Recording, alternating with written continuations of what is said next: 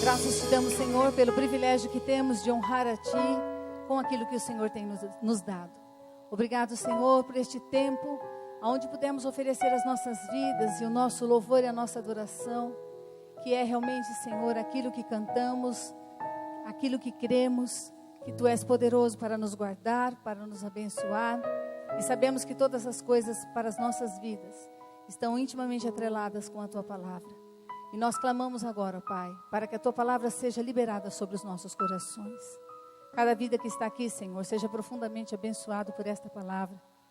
Que o Senhor nos garante que não voltará para Ti vazia, mas prosperará para aquilo que o Senhor enviou e frutificará nos nossos corações. Que as palavras dos meus lábios e o meditar do meu coração sejam agradáveis na Tua presença, ó Senhor, minha rocha e minha fortaleza. Obrigado, Senhor, porque este lugar está cercado com os Teus anjos. E nós sabemos, ó Pai, que agora todos nós estaremos atentos e nada vai roubar aquilo que o Senhor tem para nós. Nós Te louvamos agradecidos, em nome de Jesus. Amém. Boa noite, igreja.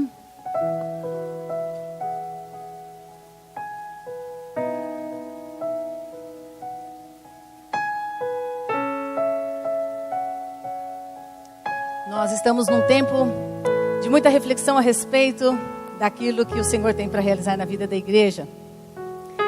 Há uns domingos atrás eu falei sobre o tempo da igreja chegou. E eu pude trazer então uma palavra tão linda a respeito do que Jesus pensa de nós como noiva. E aquilo é exatamente que o Denão estava falando. Que o Senhor quer nos libertar já, nos salvar já, nos purificar já. E esse é o poder do Senhor, porque o nome dele é já, é agora. É assim que é o nosso Deus. E eu falei a respeito disso, sobre estarmos já preparados como noiva de Jesus Cristo para nos encontrarmos com o Senhor.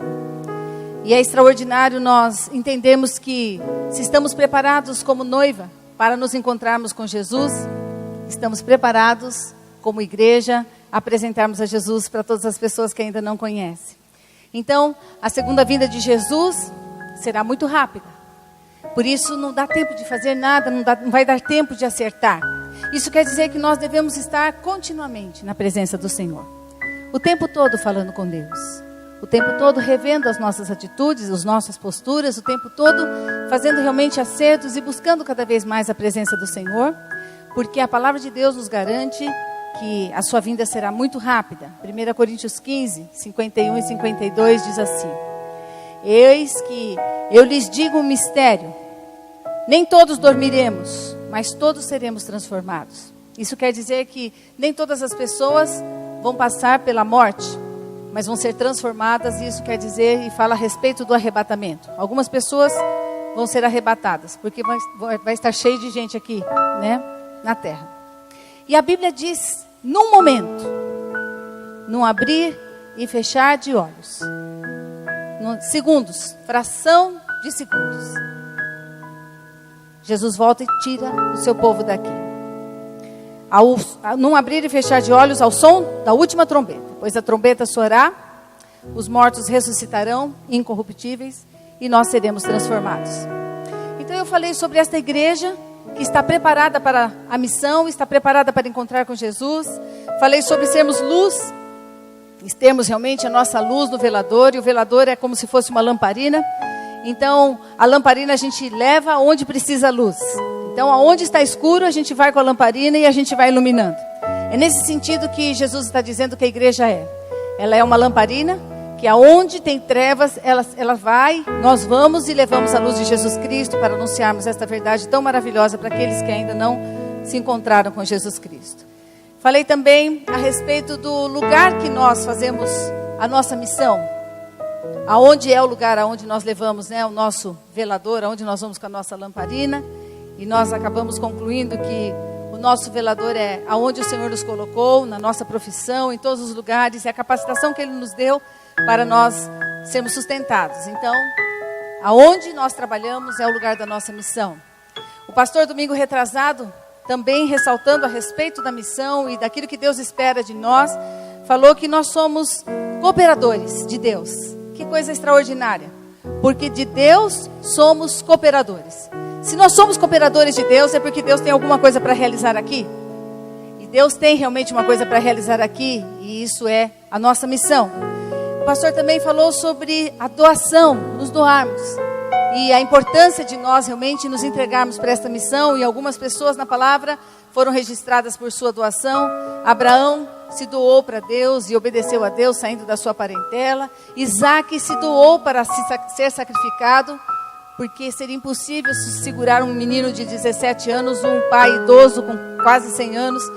Mas a palavra de Deus diz que Isaac simplesmente se deitou em obediência, também se doou. E a palavra de Deus diz que naquele dia onde Abraão estava oferecendo o seu sacrifício, que era o seu único filho, o Senhor Deus levantou ali uma provisão. E Jeová Jiré, o Deus da provisão, providenciou um outro cordeiro para ser sacrificado, simbolizando que Jesus Cristo seria sacrificado por toda a humanidade, viria para pagar o preço dos nossos pecados. E nós vamos vendo então essa doação. E aí o próprio Cristo, que coisa extraordinária. Jesus Cristo se esvaziou, deixou a sua glória, fez isso só porque nos amou. E nos amou de uma forma tão grande que ele se esvaziou do seu poder, da sua glória, da sua grandeza e se tornou homem, se encarnou e de uma forma maravilhosa se doou, com muito sacrifício. Se doou naquela cruz, morrendo pelos nossos pecados, reconciliando com Deus todas as coisas. Então, é extraordinário vermos a vida de Jesus e tantas outras pessoas que se doaram. Tantas outras pessoas que realmente viveram uma vida de santidade para que o Evangelho chegasse até nós aqui hoje. Quantas pessoas sustentaram essa palavra? Quantas pessoas fizeram parte desta missão para que a mensagem de Jesus Cristo chegasse aos nossos corações? Então isso é extraordinário. O pastor falou e trouxe aqui a nós uma revelação muito grande sobre a igreja. O que é verdadeiramente a igreja de Jesus? Não é isso que nós estamos vendo na televisão, não é isso que tem mostrado, é uma coisa muito distorcida da realidade do que Deus pensa a respeito da sua igreja. Porque Deus pensa a respeito da sua igreja como uma igreja em missão. E aí o pastor falou a respeito disso. O que distingue a noção de igreja é que Deus ama todos os seres humanos de igual modo. Mas a nós, os seus filhos já, Ele deu uma missão. Ele tem um amor muito grande pela humanidade e Ele deu uma missão para a igreja. A missão da igreja é buscar aqueles que Deus ama, que ainda não foram alcançados. Então a palavra de Deus diz que este grande poder já foi liberado a nós desde Pentecostes. Desde quando o Espírito Santo de Deus entrou e desceu sobre a humanidade, todas as pessoas que recebem a Jesus Cristo recebem o Espírito Santo. E por causa de receberem o Espírito Santo, recebem um poder. E a palavra de Deus diz que esse poder não era para fazer sinais, maravilhas, milagres e coisas extraordinárias. Apesar do Espírito Santo de Deus fazer todas essas coisas. Mas a palavra de Deus foi muito específica, dizendo que o Espírito Santo de Deus foi derramado para que nós fôssemos testemunhas de Jesus Cristo. E o Espírito Santo foi derramado para que a missão da igreja pudesse ser cumprida. Então tudo se relaciona a isso. E o pastor falou também esta frase, que é muito relevante e que tem realmente um significado muito grande para nós, quando nós olhamos com um olhar de reflexão. O que faz alguém ter condições de dizer que está cheio do Espírito Santo é se ele cumpre a missão de Jesus. Olha que coisa séria. Nós vamos vendo assim então que, refletindo sobre esta verdade, esta realidade, é como se nós não tivéssemos saída. Mesmo, a gente não quer ter saída, mas é como se a gente não tivesse saída, é um foco só. Nós estamos em missão porque Deus está em missão. E aí quem tem o Espírito Santo de Deus sabe da sua missão e cumpre a sua missão. Então nós somos esses cooperadores da obra de redenção da humanidade. Nós somos cooperadores para anunciarmos as maravilhas do Evangelho de Jesus, para salvarmos a humanidade. Nós estamos aqui para isso. E nós que fazemos parte da igreja devemos fazer isso. Porque se nós não fizermos isso, nós não fazemos parte da igreja. Quem está na igreja está em missão. E o Senhor tem falado muito a respeito disso. Então, todos fomos chamados para isso. Porque a igreja está em missão. E por que ela está em missão? Porque Deus está em missão. E qual é a missão de Deus? A missão de Deus é resgatar aquilo que foi perdido no Éden. A missão de Deus é reconciliar todas as pessoas com Ele. As pessoas que Ele criou, a sua imagem e semelhança, reconciliar todas as coisas, o mundo, todas as coisas foram perdidas no Éden. E o Senhor então, a partir da queda do homem, começou uma missão de resgate. Uma missão de resgate, porque as pessoas que não entenderem o amor de Jesus Cristo, e não aceitarem Jesus, e não compreenderem o seu sacrifício na cruz do Calvário, e não se renderem a esse sacrifício, elas vão estar perdidas eternamente. E nós estamos aqui para dizer que Jesus veio para nos salvar, Jesus veio para nos resgatar, Jesus veio para curar as pessoas e libertar. E nós temos realmente aqui o entendimento de que Ele veio para salvar as vidas e salvar aquilo que estava perdido. Agora nós temos um limite de tempo. Nós temos um limite da nossa idade, nós não sabemos quanto tempo vamos viver, mas nós sabemos que há um limite para a terra, porque o Senhor vai trazer e vai criar novo céu e nova terra, e tudo isso daqui vai passar. A Bíblia diz que o mar já não existe, na Nova Jerusalém, no novo lugar, tudo vai ser mudado, tudo vai ser alterado, até o nosso corpo vai ser transformado, como nós vimos no texto, porque nós vamos receber um corpo glorificado para estarmos na presença de Deus. Então tudo vai ser transformado. Então isso quer dizer que é muito urgente, o tempo que nós temos aqui é muito pouco, é rápido, e nós precisamos compreender isso para que nós possamos estar cumprindo a nossa missão. Então hoje eu quero falar com vocês sobre esta missão. E eu quero falar algo que o Senhor me revelou na palavra, algo muito extraordinário, que é o tema realmente desta palavra, sobre a graça que nos alcançou. A graça que nos alcançou para a nossa missão. E como ela está mais dentro de nós do que imaginamos. E eu quero trazer para os irmãos este entendimento, desta graça que nos alcançou para esta missão.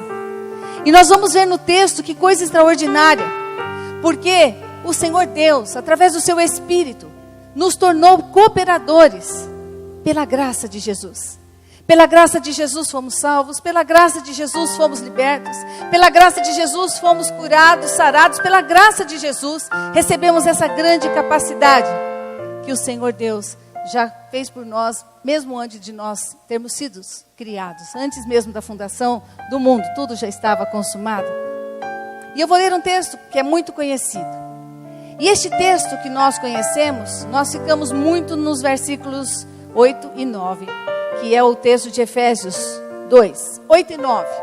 Um versículo que nós falamos muitas vezes de cor, porque é maravilhoso olharmos para isso. E nós olhamos assim e olhamos, pela graça sois salvos, mediante a fé. E isto não vem de vós, é dom de Deus, não de obras, para que ninguém se glorie. E nós ficamos então nestes dois versículos, e ficamos ali olhando, e realmente é maravilhoso olharmos pela graça de Jesus que nos salvou. E aqui nós vamos lendo que nós somos salvos mediante essa graça de Jesus Cristo, e não foi por nenhum mérito, não foi por nenhuma boa ação, a graça de Jesus, porque Ele diz, não é de obras que as pessoas são salvas, para que ninguém se glorie. Ninguém pode ser salvo pelo seu sacrifício, pela sua bondade, pelo seu serviço, pela sua generosidade. Então o apóstolo Paulo está dizendo, vocês são salvos pela graça, e o Senhor colocou esta fé no seu coração. É um dom que Deus te deu para que você pudesse ser salvo, mas para que você pudesse entender que não é nada por mérito seu e nada que você possa fazer para ser salvo. Não há nada na terra que nós possamos fazer para isso. E aqui está falando a respeito disso, que não é a partir daquilo que o homem pode fazer que ele vai garantir a sua salvação, como algumas pessoas creem. Se eu for generoso, se eu for doador, se eu for na casa lá, se eu for realmente uma pessoa que estiver dando assistência aos pobres, eu vou ter o meu pedacinho no céu. O Senhor disse, não. O teu lugar no céu, que eu estou preparando, é porque pela graça você foi salvo. Pela minha graça, o meu poder, por este presente. E eu coloquei no seu coração a capacidade de crer que realmente isto é a maravilha para a sua vida. Então, Ele não permitiu que os homens fizessem nada, para que eles não dissessem, fui salvo porque eu fiz isso, eu mereço a salvação. Ele fez exatamente aquilo que nós precisamos entender, que só por meio de Jesus Cristo. O mérito da nossa salvação é unicamente por meio de Jesus Cristo. Só Ele pode salvar a humanidade. Só Ele tira o pecado do mundo. Porque Ele amou o mundo e salvou o mundo. E amou de tal maneira que Deus deu o seu Filho, para que todo aquele que nele crer não pereça, não viva eternamente separado de Deus, mas viva eternamente com Deus. Tenha esta vida eterna. Então, nós vamos entendendo que o Senhor tem algo extraordinário para nós, para a igreja de Jesus. E sabe o que a gente foi observando e através do estudo desta palavra, eu fui compreendendo que a igreja de Jesus não entendeu as obras. É como se ela tivesse parado com as obras. E foi realmente exatamente isso que foi, parece que impregnado no coração. Porque se ninguém é salvo pelas obras, então eu não preciso fazer nada. Basta eu crer em Jesus Cristo pela fé. E tudo já está resolvido na minha vida. E isso foi sendo impregnado nos corações. Mas quando nós olhamos para o versículo 10, que faz parte deste trecho, é 8, 9 e 10, que fala do mesmo contexto da nossa salvação, nós vamos vendo então que dá continuidade à salvação, da graça. Neste versículo 10, nós vamos ver que Deus dá o tom do que Ele espera de nós. No versículo 10, nós vamos vendo o que Ele espera das nossas vidas pelo fato de termos sido criados por Ele para um propósito. Vamos ler o versículo 10. Pois somos feitura dEle, criados em Cristo Jesus para... Olha aqui, voltou de novo a palavra. Fomos criados em Cristo Jesus para... Bem, as quais Deus de antemão preparou para que andássemos nelas. Que coisa extraordinária. Nos criou para boas obras. No mesmo ensino de sermos salvos e de que não vamos ser salvos por causa das nossas obras, Ele fala que nós somos feituras para as boas obras. Feitura, no grego, significa poema. Nós somos o poema de Deus. Nós somos a poesia de Deus. Nós somos a obra de arte de Deus, o trabalho artesanal. Coisa extraordinária. Nós somos um poema de Deus, criado em Cristo Jesus, para boas obras.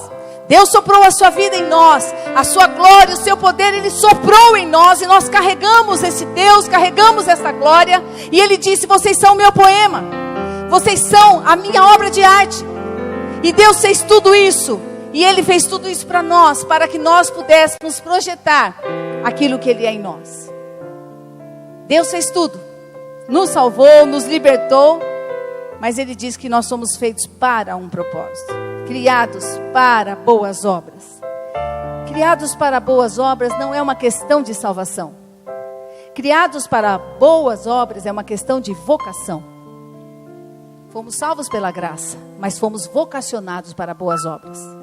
E ser vocacionado é realmente ouvir a voz de Deus. Vocacionado é ouvir a voz de Deus aonde a gente está, para saber o que Ele quer que a gente realize no lugar que Ele nos colocou. Então, todos nós fomos criados para isso. Salvos para manifestar as boas obras. Será que nós podemos imaginar o que representa para Deus? Criados para um propósito e não fazer o que Ele colocou dentro de nós para ser feito? Fomos feitos como uma obra de arte. Fomos feitos para as boas obras. E a gente não realiza as boas obras. A gente não manifesta as boas obras nas nossas vidas. Eu comecei a pensar. E sermos feitos para as boas obras e não realizarmos as boas obras é como se Deus tivesse criado um passarinho que não cantasse. O pássaro foi feito para cantar e louvar a Deus. Mas esse pássaro não canta. É um pássaro. Foi feito para isso, mas não faz aquilo que Deus criou ele para fazer. Eu comecei a pensar numa árvore frutífera que Deus criou para dar um alimento, só que não dá fruto.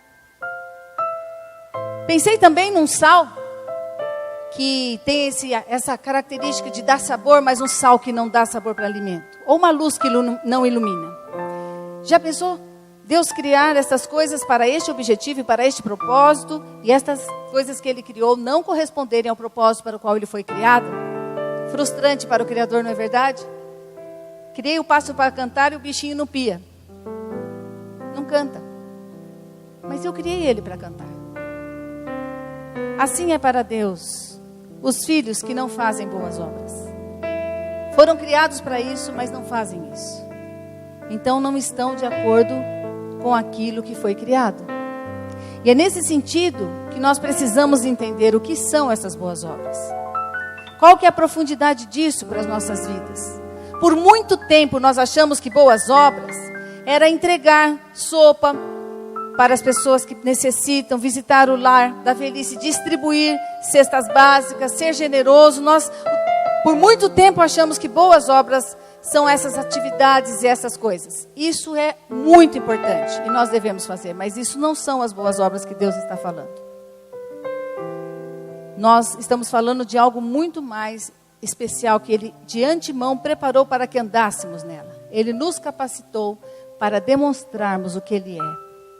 Se nós somos a feitura dele, somos o quadro, somos o poema, fomos criados para sermos lidos, fomos criados para sermos observados, uma obra de arte que deve mostrar realmente quem é o artista.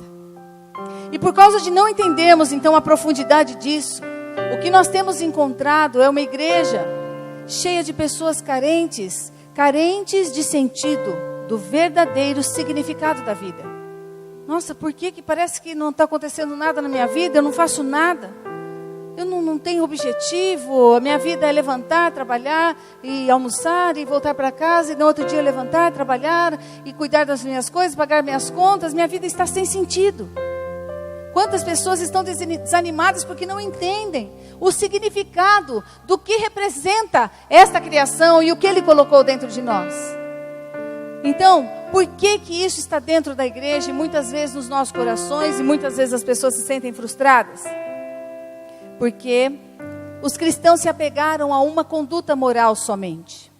Eles se apegaram a um comportamento de caráter que é muito importante.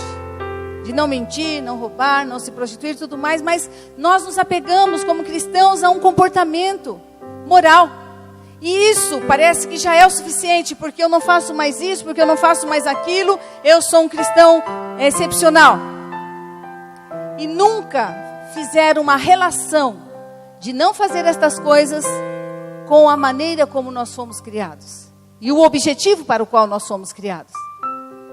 E a nossa insistência como pastores, em falar tanto da nossa missão, é justamente para que nós pudéssemos entender e nos situar na história, sem a fragmentação que a cultura da época nos colocou. Foi colocado algo que fragmentou a igreja, fragmentou os membros da igreja, fragmentou as pessoas, separando a vida espiritual da vida cotidiana, como se isso fosse possível.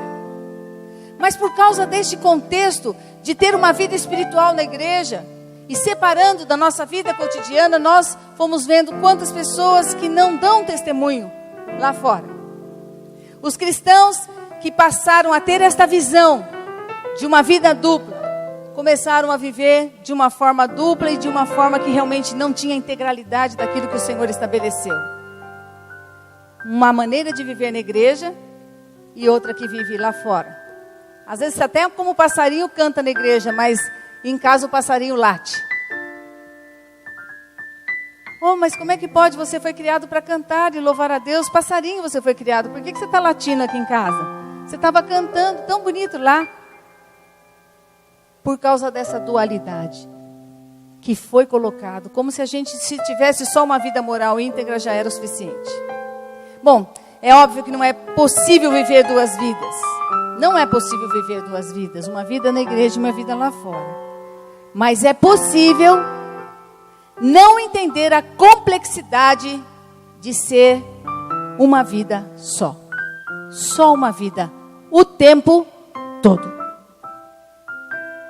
E é isso que o Senhor quer falar conosco nessa noite. O Senhor quer que nós entendamos que nós temos uma vida integral. É uma coisa só. Aqui na igreja, em casa, no trabalho, na rua, aonde quer que a gente vá. Nós temos uma vida só e esta vida é a vida integral. E o que vemos é que muitos influenciados pela história acreditam que só algumas pessoas são vocacionadas para as boas obras e para esta vida de consagração e santidade. Isto vem lá de 1800 e bolinha. Que criaram então um mosteiro para que as pessoas especiais e consagradas fossem separadas. Os monges, as freiras, os padres, os pastores, e isso ficou impregnado. E toda a humanidade começou a entender que só algumas pessoas podem viver uma vida de santidade.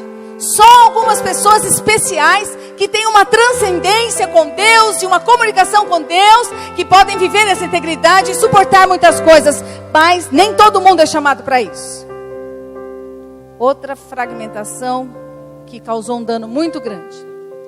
Por isso, o compromisso de uma vida dedicada a Deus sempre foi de alguns, só de alguns, nunca foi de toda a igreja. Porque sempre achamos que não é meu chamado, não é para mim, eu não sou evangelista, eu não sou mestre, eu não sou pastor. Isso é para pastor, isso aí é para missionário. Ah, evangelista tem que viver assim mesmo. Ah, pastor, você tem que viver desse jeito mesmo, porque você é pastor. Isso invadiu a igreja de Jesus. Quantas vezes nós ouvimos esta frase? Ou estas frases? Ah, pastor, isso dá certo para vocês, porque vocês são pastores. Vocês são especiais. Vocês têm algo diferente, por isso que dá certo. Ah, não, para mim não dá certo não. Eu não sou pastor para aguentar desaforo. Ah, não. Se mexeu comigo, eu mexo também. Se xingou, eu xingo também. Se brigou, eu brigo também. Isso aí é para você, pastor. Você sim, você tem que ser um exemplo. Mas eu não preciso. Só você que aguenta isso. Nossa, eu não sei como é que vocês ainda perdoam essa pessoa que fez tanto mal para vocês. Ah, não, eu não consigo. Isso não é para mim. Nunca eu vou fazer isso. Nunca eu vou perdoar. Nunca eu vou resolver essa questão. Porque isso é um dom especial que você tem. E a gente sempre ficava pensando, não é isso, Senhor. Como nós gostaríamos de mostrar para a igreja que não é isso? Como que nós gostaríamos de ensinar a igreja que isso não é uma coisa especial para nós? E hoje eu posso dizer para vocês, baseado neste texto que nós acabamos de ler, em Efésios 10, que todos nós somos um poema de Deus. Todos nós somos criados para as boas obras. Não há nada de especial no nosso chamado e não há nada de especial em ninguém que não possa realizar aquilo que o Senhor colocou dentro de nós. Todos fomos criados para as boas obras. Todos somos criados para ser o poema de Deus, para mostrar a vida de Deus em nós. Todos nós fomos criados para ser realmente a obra de arte do Senhor. E aonde a gente passar, as pessoas reconhecerem o Senhor nas nossas vidas.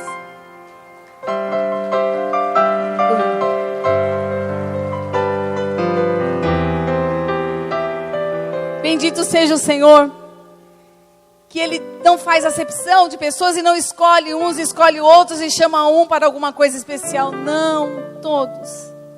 Então diga para a pessoa que está do teu lado, você é a obra-prima de Deus. E você foi criado para as boas obras.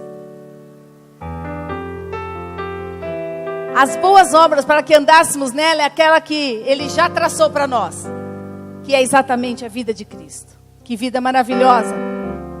Agora, nenhum artista faz uma obra para si e esconde. Ele sempre quer expor numa galeria, para que as pessoas o conheçam. E cada artista tem uma característica, que é tão forte às vezes a característica de um artista, que os apaixonados por obras de arte, quando vão ao museu, eles olham uma pintura, nossa, essa é de Van Gogh. Nossa, essa daqui é extraordinária, e eles vão dizendo o nome dos artistas. Leonardo da Vinci, vão falando todos os pintores, e eles vão dizendo por quê? Porque aquelas pessoas têm uma característica, elas têm uma marca. Quantos aqui conhecem o Emílio Ruas, um arquiteto? Já ouviram falar de Emílio Ruas? Só eu e você, Frei. Tudo bem, não tem importância. Você também? Obrigada, amiga Magali. Bom, Emílio Ruas é um arquiteto que a gente começou a observar as suas obras. né? Ele é um arquiteto que tem realmente uma característica específica. E não tem uma obra que ele faça, uma casa, que ele não coloque uma parede ou um murinho em diagonal. Então, onde a gente vai, ele pega a garagem, está tudo assim reta. De repente tem um que faz assim. É a marca do Emílio Ruas. Corte, diagonal, né, amor? Falando o certo. Posso falar errado aqui, que é a correção e a hora. Então, nós distinguimos a obra de Emílio Ruas por causa dessa característica. Nós temos uma marca. Nós temos o sangue de Jesus. Nós temos uma marca. A vida de Deus em nós. E as pessoas têm que ver isso. E o nosso Criador, o nosso Feitor, o que Ele mais deseja é que quando a sua obra de arte está andando, quando as suas feituras, nós, criados para as boas obras, possamos revelar o Criador em nós. Porque Cristo em nós é a esperança da glória. Nós temos o poder, nós carregamos a glória, nós carregamos a vitória, nós carregamos a alegria, nós carregamos a paz. E o nosso artista, aquele Criador que nos fez assim, quer que nós sejamos apresentados. E quando aparecemos, toda honra, toda glória seja dada a Jesus Cristo. E as pessoas possam ver Jesus em nós. Que coisa extraordinária. Que privilégio. Deus nos moldou. Deus te moldou. Deus te projetou. Deus te desenhou. E Ele te admira tanto que quer te colocar na galeria dos vitoriosos, dos triunfantes, dos que venceram todas as coisas nessa terra. Ele quer te colocar nessa galeria da vida, para que as pessoas possam reconhecê-lo em você. Que coisa extraordinária. E você poder ouvir: eu vejo Jesus na sua vida. Quando você me abraça, eu preciso do seu abraço. Eu sinto Jesus me abraçando. Quando eu vejo o teu sorriso, eu vejo o sorriso de Jesus. Quando eu sinto o amor que você tem pela minha vida, eu sinto o amor de Jesus. É isso que o Senhor espera. E não tem coisa mais especial do que as pessoas verem Jesus nas nossas posturas, nas nossas atitudes. E este versículo 10 tira toda as categorias e classificação de pessoas importantes, de pessoas com vários títulos. Não existe títulos, somos todos iguais. E o versículo 10 fala que todos fomos salvos por Jesus Cristo e vocacionados para as boas obras. Todos. Todos. Bendito seja o nome do Senhor. Então o Senhor quer que nós estejamos atentos à sua voz. Possamos ouvir a voz do Senhor aonde a gente está. Aonde a gente vai. A gente tem que estar pronto para ouvir a voz de Deus e saber o que Ele quer que a gente faça, o que Ele quer que a gente fale. Estarmos atentos, porque nós somos para com Deus o bom perfume de Cristo. Aonde a gente passa, as pessoas vão sentir este bom perfume. E a grande bênção nossa é que nós somos sempre em Cristo Jesus, conduzidos em triunfo. É o que o Denão falou, você precisa acreditar que você foi realmente chamado e separado para caminhar em triunfo. É o que a palavra de Deus diz em 2 Coríntios 2, 14 e 15. Graças, porém, a Deus, que em Cristo sempre nos conduz em triunfo. Em obediência a Cristo, sempre nos conduz em triunfo. Em fidelidade a Cristo, sempre nos conduz em triunfo. E por meio de nós, que carregamos Cristo, manifesta em todo lugar a fragrância do seu conhecimento. Aonde a gente vai, a gente carrega a fragrância do conhecimento. Temos histórias, experiências e coisas extraordinárias para falar do amor de Deus pela humanidade, do amor de Jesus pelas pessoas, por aquilo que Ele fez por nós e por quanto Ele anseia para que nós estejamos voltando para os seus braços. Porque nós somos para com Deus o bom perfume de Cristo. Quer dizer que aonde a gente está, o ambiente fica agradável. as pessoas sentem no ar o aroma da paz. Sentem no ar o aroma da alegria. Sentem no ar que a guerra e o conflito acabam. Porque nós somos para com Deus o bom perfume de Cristo. Tanto nos que são salvos, porque quando nós estamos com os irmãos, nós estamos glorificando a Deus. Como nos que se perdem, que têm a oportunidade de sentir essa fragrância e vir para Jesus Cristo. E ter um encontro real com Ele. A vida cristã é fascinante. Cheia de desafios, mas lotada de vitórias e triunfo para a glória do Senhor. Quando o Senhor diz que somos feitura para as boas obras, Ele diz que estamos sendo observados. E as pessoas estão olhando para esta feitura, para este quadro, para este poema, e estão lendo as nossas vidas como uma carta lida e aberta. É assim que as pessoas nos conhecem, pela leitura que fazem da nossa vida. 2 Coríntios 3:2, vós sois a nossa carta, escrita em nosso coração, conhecida e lida por todos os homens. Os homens nos conhecem por aquilo que eles leem na nossa vida. Não por aquilo que a gente fala, mas por aquilo que eles veem na nossa vida. Porque a nossa vida fala muito mais do que as nossas palavras. Então, o Senhor nos convida nesta noite para fazermos parte da galeria da vida. Para que as pessoas observem mesmo que nós somos felizes na segunda-feira quando vamos trabalhar. Que elas observem que nós temos alegria em tudo que a gente faz. Que a gente não reclama do trabalho, não reclama do serviço, não reclama do emprego, não reclama das dificuldades. Que nós somos aquelas pessoas que compreenderam aquilo que foram feitas e estão sempre glorificando a Deus, porque sabem que o Senhor vai nos conduzir em triunfo. Nós somos diferentes. E Ele quer realmente que as pessoas vejam em nós, que nós sabemos. Nós temos esse conhecimento que a nossa vida espiritual não é valorizada para Deus por aquilo que nós fazemos, pelo tempo que estamos na igreja só, pelo tempo que estamos na célula, pelo tempo que estamos na sua presença. Mas a nossa vida é valorizada por Deus o tempo todo. Porque nós não saímos do culto. Nós não saímos da presença do nosso Criador. O tempo todo Ele está nos observando. Se nós queremos em todo o tempo ter a sua proteção, o tempo todo Ele está nos observando. Então, é isso que importa para Deus.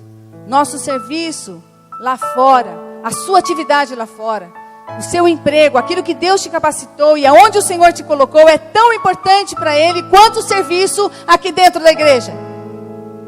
E nós precisamos entender isso. Não há diferença.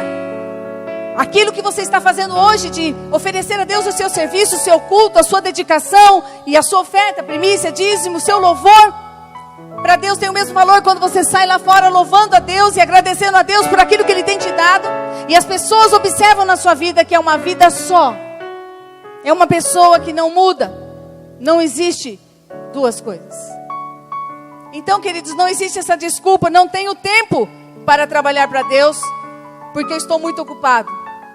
Eu quero dizer que todo o trabalho que fazemos para Deus. Não há nada que você faça, não há nenhuma coisa que você faça que não seja para Deus, porque é Ele que te capacitou para o trabalho. Ele que te deu sabedoria. Ele que tem te dado esse dinheiro. Ele que tem te dado essa capacitação.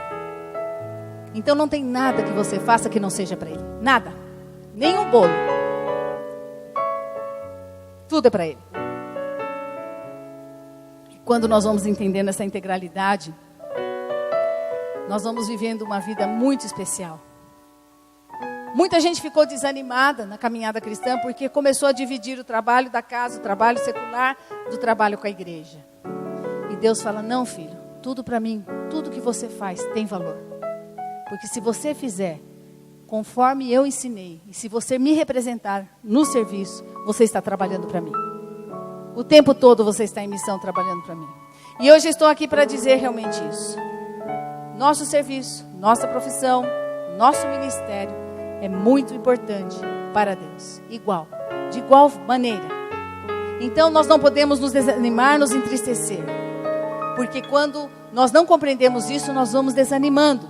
E quando nós vivemos essa espiritualidade integral, nós começamos a entender o sentido da vida, o sentido da nossa existência, por que nós vivemos. Então, nós temos que entender a nossa vocação.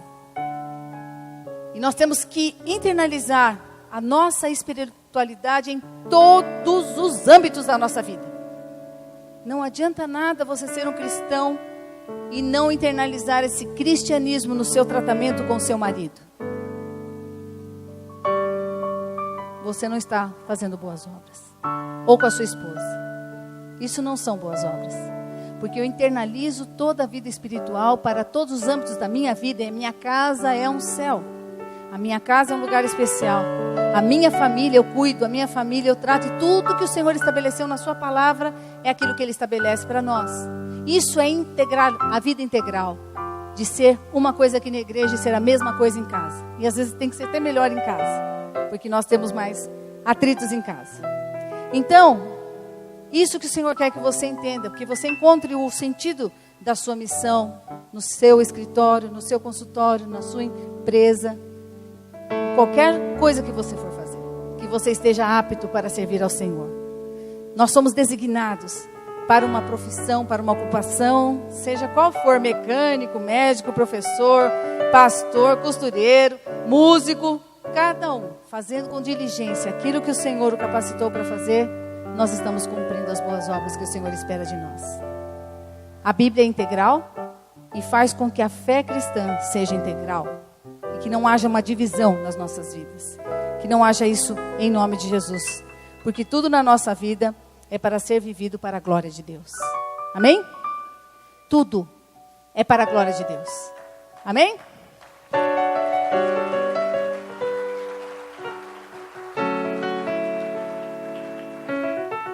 Portanto, quer comais, quer bebais, ou façais outra coisa qualquer. Fazei tudo para a glória de Deus.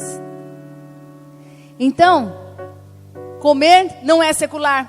Andar de bicicleta não é menos santo. Fazer o teu exercício, ir no crossfit, na academia, não é menos santo. Tudo isso é para a glória de Deus, porque Ele falou que tudo que você fizer pode ser feito para a sua glória. E é legal porque isso também nos coloca em linha com o Senhor. Nos coloca alinhados com Ele. Porque tem coisa que não é para a sua glória. Se você quiser oferecer para Ele, Senhor, eu vou ver essa porcaria aqui para a tua glória. Não. Senhor, eu vou roubar aqui para a tua glória. Não vai poder. Então Ele quer que a gente viva uma vida integral para que haja uma correção na nossa vida e nós possamos 100% viver para Jesus Cristo numa integralidade linda e viver realmente em paz. Guarde isso. Não há nenhum aspecto da nossa vida que Jesus não deva governar. Vamos ler juntos? Não há nenhum aspecto da nossa vida que Jesus não deva governar. E quando Ele está no controle, a vontade boa, perfeita e agradável dele vai se realizar na sua vida. E é isso que o Senhor quer. Tudo que nós fazemos diante do nosso feitor é para o seu louvor e para a sua glória. Então, não existe nada na vida cristã, na vida secular, separado, não existe essa separação. Vida cristã e vida secular é uma coisa só. Martinho Lutero disse que todo trabalho é medido por Deus com base na fé. Isso quer dizer pela maneira como nós vivemos a nossa vida. Base na fé, base na relação com Deus. E num relacionamento que traz para nós coisas extraordinárias. Então, não chama mais a atenção de Deus uma pessoa que está fazendo alguma coisa na igreja ou uma pessoa que tem uma profissão maior. Já falamos. O que chama a atenção de Deus é a maneira como nós vivemos. E é isso que o Senhor quer trazer para o nosso coração. Eu vi um testemunho de uma dona de casa que ela colocou na pia da sua cozinha um cartaz: culto de louvor e adoração ao Senhor aqui nesta pia 3 vezes ao dia. Quero ver quem vai arrancar essa alegria do meu coração. Todas as vezes que eu for arrumar a cozinha vai ser para a glória de Deus. Isso quer dizer que ela entendeu o valor que ela tem diante do Senhor. Já pensou que coisa legal? Eu passei 10 dias lá com os meus filhos e netos na praia. E há um tempo que eu trabalho muito serviço. E eu amo servir os meus filhos, meus netos. E eu cozinhei, trabalhei. E eu estava estudando essa mensagem. Falei, Senhor, que delícia. Servir os meus netos para a tua glória. Servir os meus filhos para a tua glória. E nesse tempo, Senhor, que coisa maravilhosa. É saber que eu estou aqui, estou me esforçando, estou me sacrificando por eles. Mas é para o teu louvor e para a tua glória. Isso traz uma alegria para o nosso coração tremenda. Ninguém vai ficar com raiva de arrumar a cozinha se fizer isso para a glória de Deus. Ninguém vai ficar com raiva de cozinhar. Ninguém vai ficar com raiva de arrumar a casa. Porque tudo que nós fazemos é para a glória de Deus. Isso traz uma alegria para o nosso coração, porque nós sabemos que Ele está recebendo cada uma das nossas atividades. E o Senhor traz isso para o nosso coração. Então, queridos,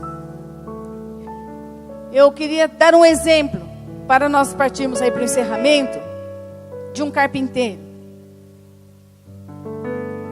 E eu queria falar a respeito dele.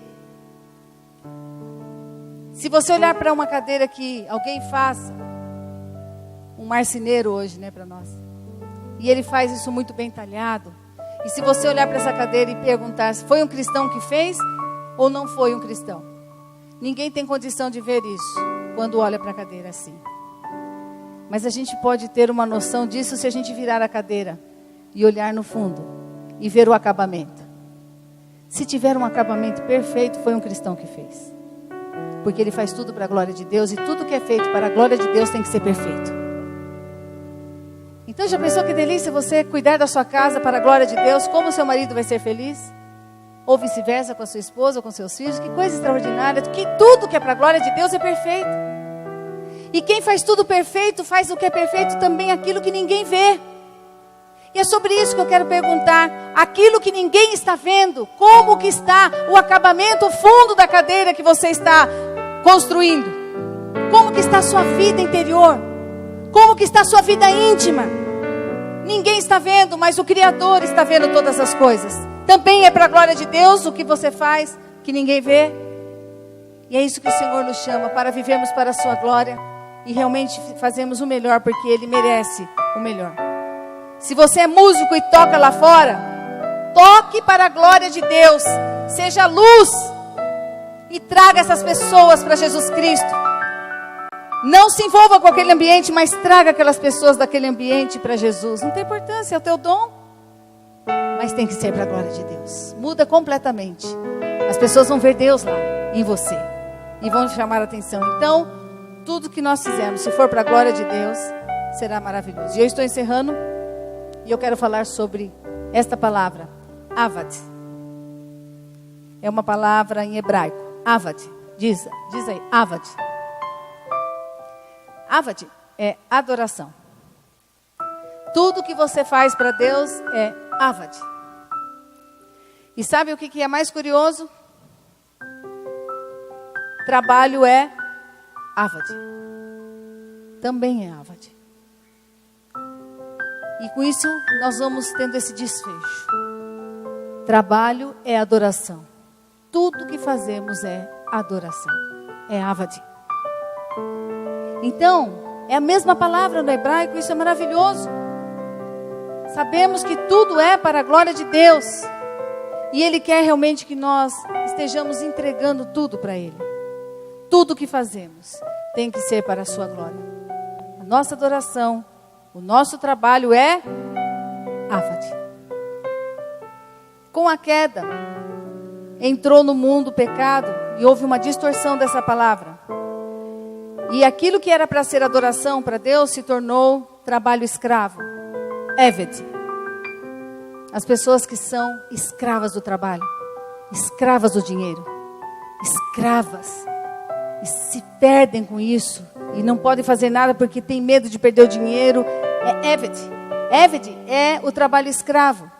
É aquilo que Satanás colocou e aprisionou as pessoas para que elas tenham medo de não ter dinheiro, que elas tenham medo do futuro, que elas não confiem no Senhor e vivam neste inferno. Se você transformar o seu trabalho em avad, você vai acabar com esse demônio que faz de você um escravo do seu trabalho e que faça você ser prisioneiro a esse dinheiro, a ponto de você não ter coragem de ser fiel ao Senhor. Então nós temos um desafio de estarmos num mundo que é Eved, que todos praticam a maldade, a injustiça e aquele trabalho que muitos trabalham e poucos enriquecem, que é a injustiça social que nós vivemos. Nós cristãos fomos desafiados ao avad, sermos justos em tudo que nós fizermos, não nos preocuparmos porque o Senhor cuida de nós, e isso vai mudar toda a nossa história. Como eu posso ser um melhor advogado? Como eu posso ser um melhor empresário? Como eu posso ser, Senhor, eu quero avad na minha vida. Eu quero que tudo na minha vida seja adoração. E é isso que o Senhor quer, e hoje eu vim aqui em nome de Jesus, para que o Senhor esteja restaurando as nossas vidas e trazendo essa unidade e essa integralidade. Pode vir o louvor, por favor? Essa integralidade na vida cristã, para que nós, em todos os lugares, sejamos a mesma pessoa. Porque dele e por meio dele e para ele são todas as coisas.